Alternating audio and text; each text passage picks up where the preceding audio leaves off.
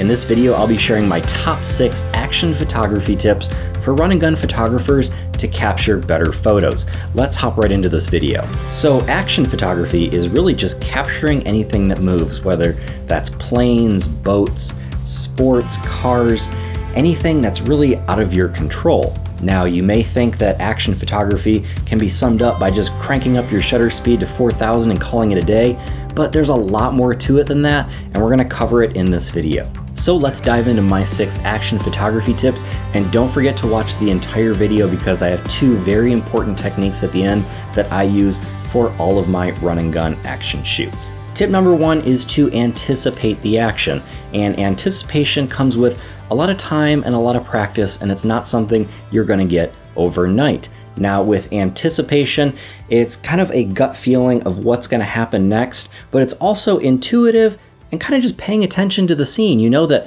if there's a car driving down the road and the car is down there and the road goes straight, at some point in time, the car is probably gonna be down here. So you know that if you focus on the car here, it's going to move out of your frame and go this way. But if you focus in front of the car and the car comes into your frame, then you'll have your focus and everything all lined up because you anticipated where the car was going to be versus trying to chase the car, and hopefully you get focus, hopefully you get composition. But anticipate the action and learn to practice that, learn to know what's going on in the scene, and you have a better shot of getting a better shot. Tip number 2 is don't chimp. Now, chimping is just looking at the back of your camera every time you take a photo, and a lot of professionals do this, a lot of noobs do this. I've been caught doing this. You think you get an awesome photo, so you have to scroll through all of your spray and pray photos hoping that you got a good one, and meanwhile you're missing a ton of other things going on, maybe behind you, maybe to the left of you, but you're missing out on other action by staring at the back of your screen. You can look at the back of your screen when you get home, when you get to your car, when you get off of location, but don't stand there the entire time while things are still happening in front of you, chimping at the back of your screen. You're gonna miss out on some good shots. Now, tip number 3 is to know the rules. And I don't mean the rules of photography. I mean the rules of whatever you're photographing. Are you photographing football? You know people are stuck to a field and they're going to be running back and forth. You know when things are going to be called, what those calls mean. You know in baseball, people are going to be running around a diamond. Even if you're shooting something unconventional, like I used to shoot military photography, I know where people are going to move, relatively when they're going to move, what direction they're going to move, things like that. You can better anticipate, like we talked in tip number 1, where people are going to be by knowing the rules of the game. Even if you're not shooting a game like sports or cars driving around a track, know kind of how things are going to work and plan ahead before you get to the scene. You're going to have some better shots by being able to plan ahead, know where things are going to move, where subjects are going to move before they get there. Tip number 4 is to be conscious of your shutter speed. Now, this doesn't mean, like we said earlier, turning up your shutter speed to 2,000, 4,000, or an 8,000th of a second and just leaving it there. Sometimes the best way to capture motion is actually to use a slow shutter speed and do a panning shot where maybe your shutter speed is 1/30th of a second, your subject is going by. So what you're going to do is you're going to pan with your subject, maybe put it in continuous high, pop a couple shots off. That way your camera and your subject are moving together. So your subject is going to be sharp, but your background is going to be moving behind your subject and thus will be blurry. And you're going to have a sharp subject, a blurry background behind it, and it's going to look like your subject is really moving and really add some awesome action to your photograph that just using a 4,000th of a second shutter speed wouldn't necessarily do because the whole frame is just frozen and still. So be mindful of your shutter, use your photography settings, and use that exposure triangle to your advantage to show motion and take some awesome action photographs. Tip number 5 is to stay ready and be proficient with your equipment. I kind of jammed 2 tips in there, but always be ready. Don't be chimping on the back of your camera, staring through your photos while action is happening in front of you. Don't be grabbing a hot dog from the hot dog stand while you're at the football game while the action is happening to the side of you. And don't be sitting with your hands in your pocket or chugging a beer over here while action is happening over here. Make sure you are always ready. You always have your camera in your hands. You have a charged battery ready to go. You have an empty memory card that's been formatted. Your gear is proficient and taken care of. It's not dirty. It's not wet. It's not cold. Make sure you're taking care of your gear and you know exactly where everything is. You've packed smart, and it goes along with all the other tips because all these tips tie together. You can better anticipate the action. You know the rules. You know what the heck is going on, and you are ready when the action happens. And we'll talk a little bit about this a little bit more in the techniques in just a second, but this ties right in with tip number 6. Now, tip number 6 is extremely important. It may save your life someday, and it's definitely going to get you better photos, and that is situational awareness. Situational awareness is extremely important, and I learned this the hard way in my military career and being a military photographer.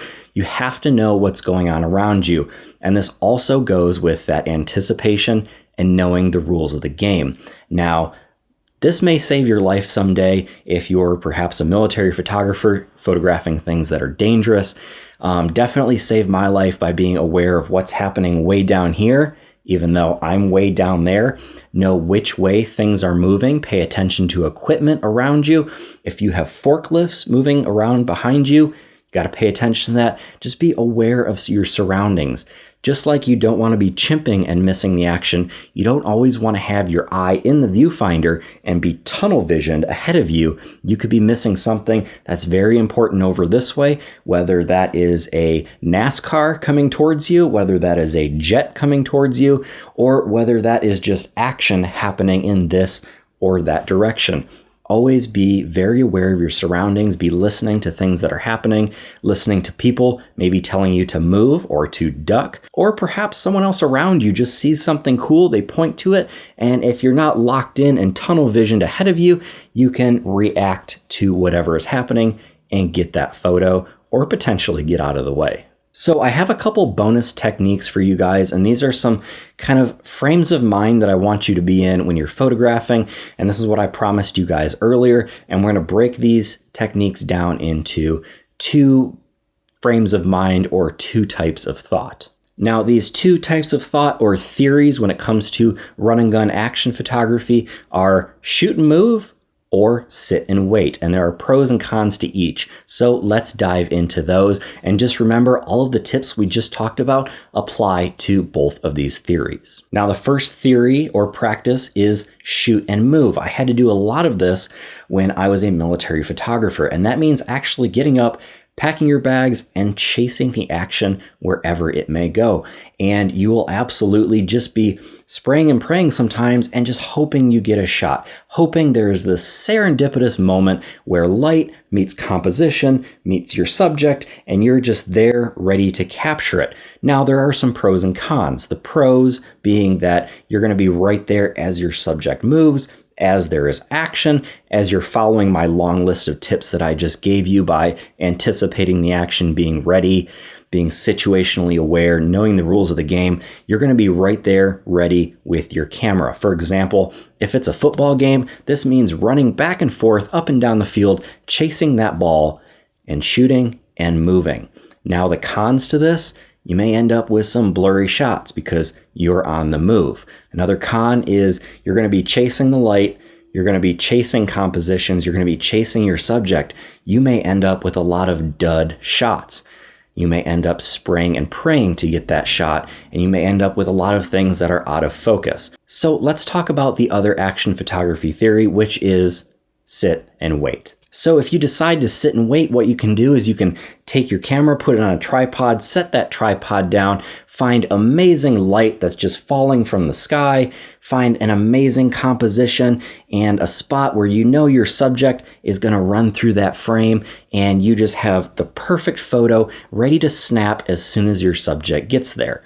Now again, there are some pros and cons to sitting and waiting. The pros being your light is there, and you have a little bit of control over your light.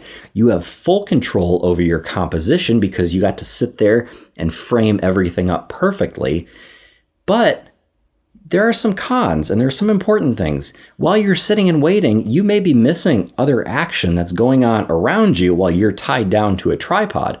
Also, your tripod may be here, your frame may be here, your subject may go way off over there and never come through your frame, never interact with that light, never fall perfectly in the composition for you to see that decisive moment and hit that shutter button and capture that moment. That's one of the cons of sitting and waiting, is your subject may never come into your frame.